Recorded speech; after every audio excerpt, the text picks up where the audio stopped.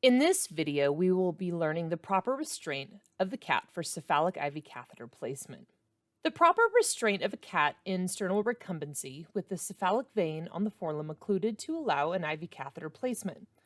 This is done to place a small plastic piece of equipment, or the IV catheter, within the cephalic vein to administer fluids and medication straight into the bloodstream of the animal.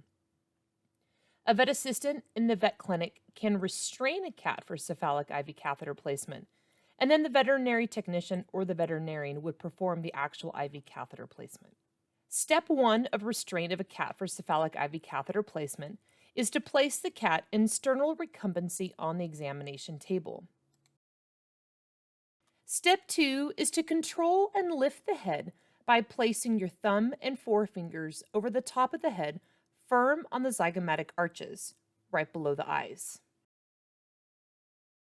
Step 3.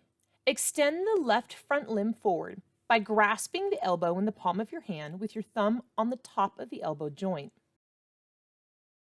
Step 4. Allow the judge to grasp the left front paw and extend the limb toward them. Step 5. Occlude the vein by pressing down on the top of the elbow joint with your thumb and then rotating your thumb laterally.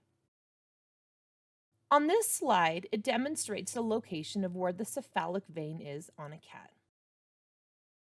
Hi, my name's Courtney Jones. I'm a registered veterinary technician, and today I'll be properly demonstrating how to restrain a cat for a cephalic venipuncture. The purpose of this is for the restrainer to be able to hold the cat so the veterinarian or veterinary technician can properly place an IV catheter or push IV meds through the vein. It's really uncommon to draw lab work from the cephalic vein just because their vein is so small, and by the time that we can get enough for a full sample, the blood that we had already collected has clotted because it takes so long to get blood from the vein. So to start, I'm going to place my cat in sternal recumbency on the exam table.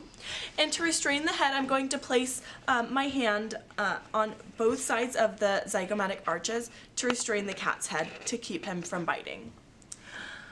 I'm going to extend the left front limb forward by grasping the elbow in my palm and allowing the judge to grasp the limb. I am then going to roll my thumb to occlude off the vein, and he is now ready to place an IV catheter.